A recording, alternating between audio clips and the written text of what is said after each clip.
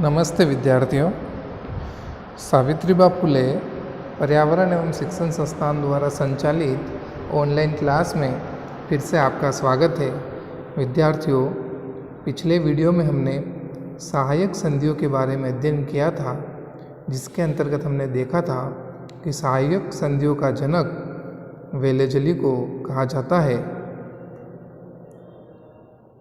क्योंकि उसने सहायक संधियाँ अपनाकर भारत के विभिन्न प्रांतों या रियासतों को ब्रिटिश साम्राज्य के अधीन लाने की कोशिश की, जिसमें वह सफल भी हुआ। इसी के तहत आज का जो हमारा टॉपिक है विद्यार्थियों, कि सहायक संधियाँ और राजस्थान, जिसके अंतर्गत राजस्थान ने जो विस्तृत रूप से संधियाँ की थी वह सन 1818 में की थी। इसलिए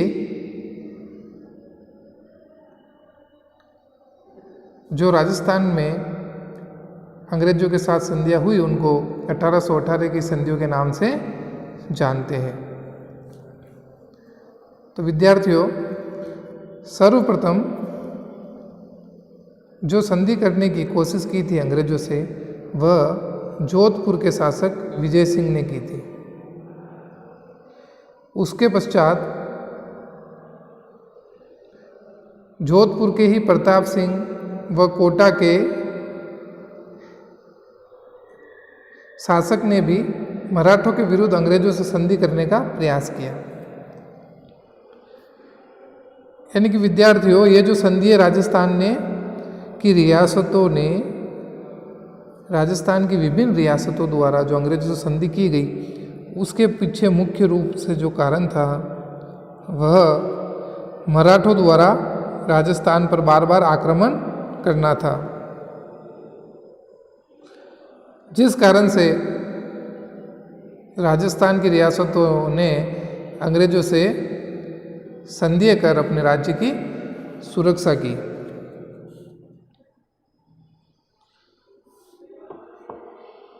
तो विद्यार्थियों, जोधपुर के शासक और कोटा के शासक ने संधि करने का प्रयास किया था, परंतु वह असफल रहे थे। फिर आपको महत्वपूर्ण चीज़ याद रखनी है कि उत्तर भारत के राज्यों में सर्वप्रथम भरतपुर के महाराजा रणजीत सिंह ने 29 सितंबर 1803 को अंग्रेजों के साथ संधि की। तो पहला राज्य कौन सा हो गया जिसने अंग्रेजों के साथ संधि की थी? भरतपुर। तो दूसरा राज्य 1803 के अंदर अलवर के शासक बख्तावर सिंह ने अंग्रेजों से संधि की। तो प्रथम और द्वितीय राज्य हो गया भरतपुर और अलवर। फिर देखिएगा 1803 में जयपुर के जगत सिंह ने भी संधि की तथा 1804 में धौलपुर के शासक कीरत सिंह ने भी अंग्रेजों के साथ संधि की। और इन संधियों के समय जो अंग्रेज कंपनी का गवर्नर जनरल था वो लॉर्ड वेलेज़ली था। परंतु क्या हुआ विद्यार्थियों, वेलेज़ली के बाद जो गवर्नर जनरल आया था जॉर्ज बॉर्लो, उसका उत्तराधिकारी था, उसने क्या किया, भरतपुर एवं अलवर के साथ हुई संधियों को छोड़कर शेष राज्यों के साथ हुई संधियों को रद्द कर दिया। यानी कि आपको यह बात याद रखनी है कि 1803 के अंदर केवल 2 राज्यों के साथ संधियाँ हुई थी, जिसमें पहला था भरतपुर, जहाँ का शासक था रणजीत सिंह, और दूसरा था अलवर, यहाँ का शासक था बख्तावर सिंह। इन दोनों ने ही अंग्रेजी राज्य से 1803 के अंदर संधि की थी। परंतु जो संधियों का विस्तृत रूप देखने को मिलता है वह हमें 1818 के अंदर देखने को मिलता है, जिसके अंतर्गत अंग्रेजों द्वारा कुछ प्रमुख शर्तें रखी गई थी संधियों की, जो निम्न थी कि अंग्रेजी कंपनी ने संधिकर्ता राज्य की रक्षा का दायित्व स्वीकारा। यानी कि जो भी राज्य अंग्रेजों संधि करेगा उसकी रक्षा का दायित्व अब अंग्रेज सरकार द्वारा संभाला जाएगा। दूसरी शर्त थी, संधिकर्ता राज्य अंग्रेजी कंपनी की अधीनता स्वीकार करेंगे तथा संधिकर्ता राज्य जो मराठों को खिराज नामक कर दे रहे थे वह अब अंग्रेजों को देंगे। तो प्रमुख रूप से 1818 की संधि की ये शर्तें थी, जिसके तहत एक दो शर्तें और थी विद्यार्थियों कि संधिकर्ता राज्य के आंतरिक मामलों में कंपनी हस्तक्षेप नहीं करेगी, आंतरिक मामलों में हस्तक्षेप नहीं करेगी, तथा कंपनी की मांग पर संधिकर्ता राज्य सैनिक सहायता देगा। पांचवी जो शर्त थी कि अगर कंपनी को अगर आवश्यकता हुई तो संधिकर्ता राज्य सैनिक सहायता अंग्रेजों को देगा। तो ये 1818 की संधि की कुछ सामान्य शर्तें थी। अब हम देखते हैं विद्यार्थियों 1818 की जो संधि थी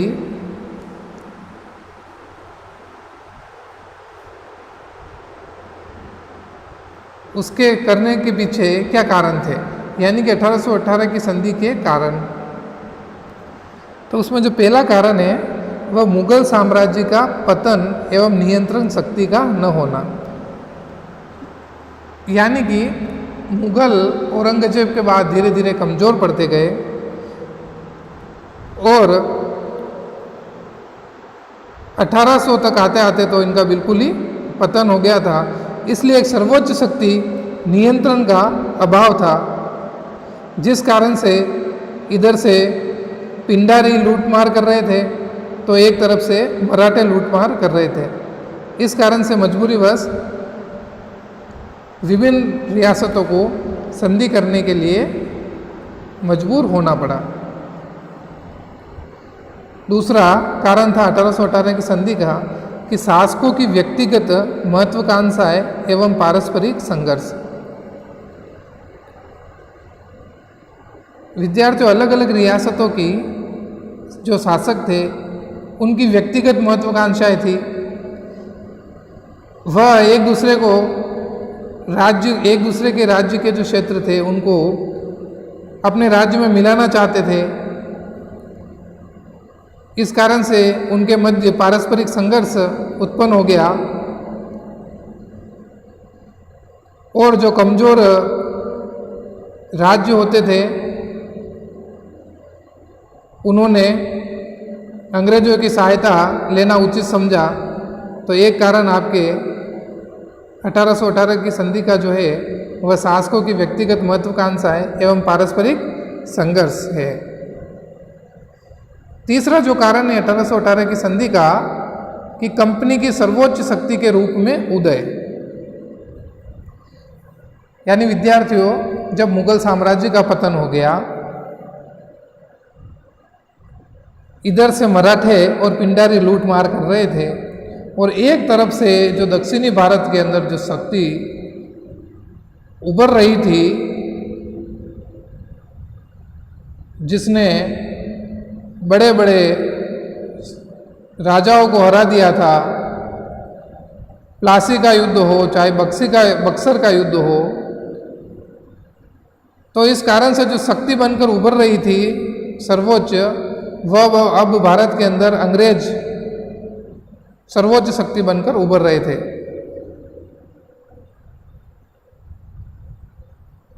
अब जो चौथा कारण है राजपूत शासकों की दुर्बलता।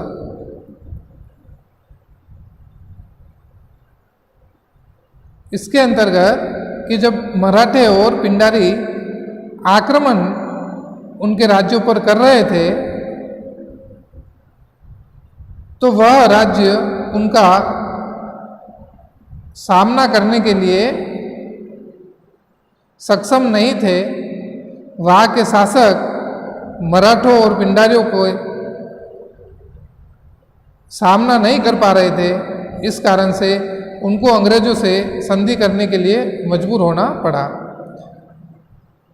पांचवा जो कारण है विद्यार्थियों संधि का कि सामंत जो भी थे जागीरदार, उनका उपद्रव आचरण, यानी कि विभिन्न छोटी छोटी रियासतों के अंदर क्या होता था, वापस से छोटे छोटे क्षेत्र के अंदर जागीरदार या सामंतवादी थे।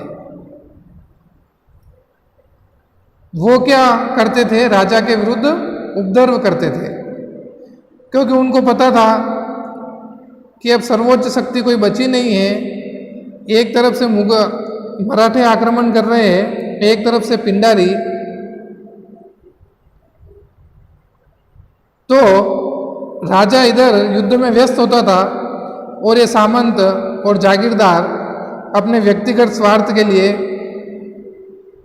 उपद्रव या राजा के विरुद्ध गुट बनाने की कोशिश करते और छोटे छोटे रूप में उपद्रव करते थे। इस कारण से भी राजाओं को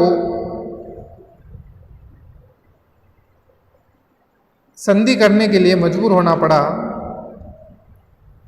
छठा जो कारण है वह तो मुख्य है ही है विद्यार्थियों। छठा और सातवां जो कारण है वह तो 1818 की संधियों का मुख्य कारण है कि मराठों और पिंडारियों की लूटमार के कारण राजपूताना की जो रियासत थी उनको अंग्रेजों से संधि करने के लिए मजबूर होना पड़ा। तो जो सबसे मुख्य रूप से जो कारण है वह मराठों व पिंडारियों की लूटमार या उनके द्वारा राजस्थान पर हमला करना। तो ये थे विद्यार्थियों 1818 की संधि के कारण। अब हम देखते हैं कि किस राज्य ने कब कब अंग्रेजों से संधि की। तो पहला राज्य जो था वह करौली था, जहाँ के शासक था हरबख्शपाल सिंह, जिसने 9 नवंबर 1817 को अंग्रेजों से सर्वप्रथम संधि की। और इस संधि की खास बात यह थी विद्यार्थियों कि करौली राज्य को खिराज से मुक्त रखा गया। यानी कि संधि की जो शर्त थी कि जो मराठों को जो खिराज नामक कर जो दे रहे थे शासक, वह अब अंग्रेजों को देना पड़ेगा, तो उस कर से करौली को छूट प्रदान की गई। दूसरी जो रियासत थी टोक, वहाँ का शासक था अमीर खान, उसने 15 नवंबर 1817 को अंग्रेजों से संधि की। विद्यार्थियों, यहाँ पर एक बात आपको याद रखनी है कि 1803 के अंदर जो गवर्नर जनरल था वह तो लॉर्ड वेलेजली था, परंतु अब जो संधि हो रही है 1818 की, इस समय जो कंपनी का गवर्नर जनरल जो व्यक्ति था वह हेस्टिंग्स था।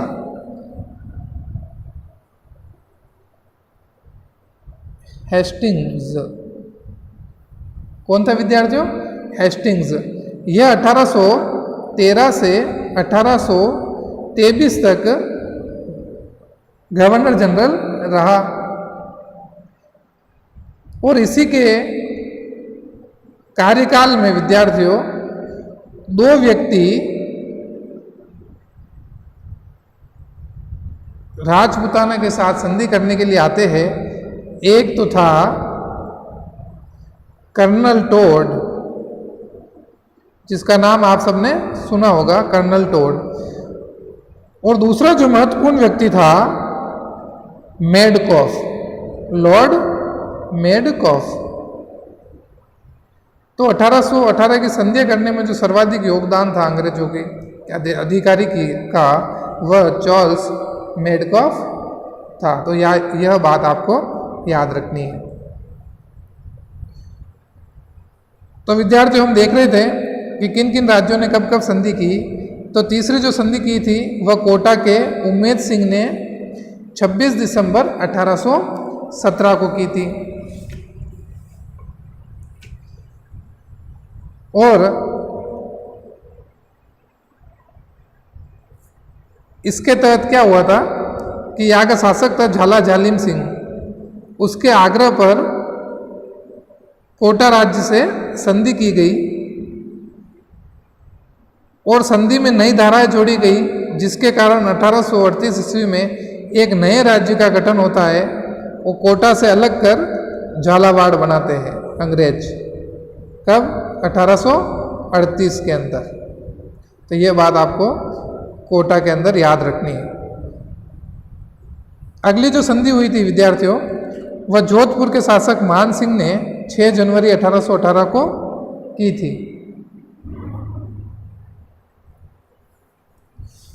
और अगली संधि उदयपुर के भीम सिंह द्वारा की गई।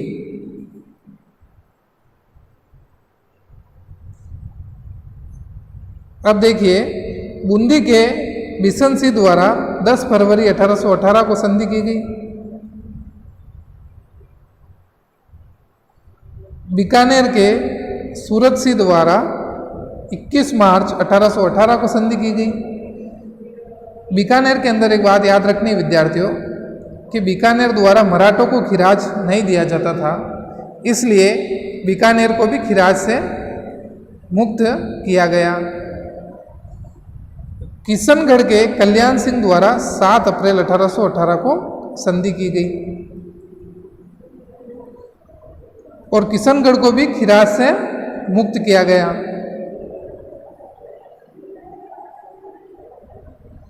अगली जो संधि की थी विद्यार्थियों, वो जयपुर के शासक जगत सिंह ने 15 अप्रैल 1818 को की और इसके बाद में जैसलमेर के शासक मूलराज द्वारा 2 जनवरी 1810 को अंग्रेजों से संधि की गई।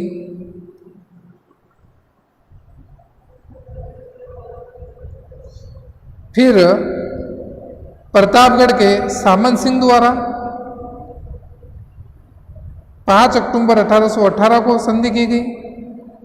उसके बाद डूंगरपुर के जसवंत सिंह द्वारा 1818 ईस्वी में संधि की गई तथा इसके बाद बांसवाड़ा के उमेश सिंह द्वारा संधि की गई और अंतिम रूप से जो संधि हुई थी 1818 की, उसमें आपको याद रखना है सिरोही के शिवसिंह द्वारा 1823 के अंदर अंतिम रूप से संधि की गई।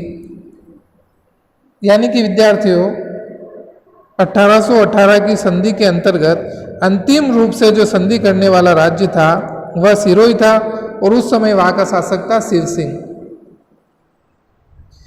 सिरोही को लेकर जोधपुर राज्य अपना दावा सिरोही पर कर रहा था कि जोधपुर के सिरोही जोधपुर का अंग है,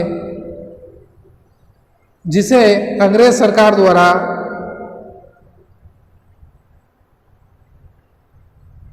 अस्वीकार कर दिया गया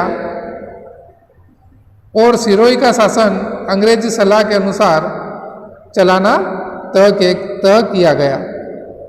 तो सिरोही के अंदर आपको ये बात याद रखनी है। तो विद्यार्थियों, इस वीडियो में बस इतना ही। अगले वीडियो में फिर से एक नए टॉपिक के साथ मिलते हैं। धन्यवाद।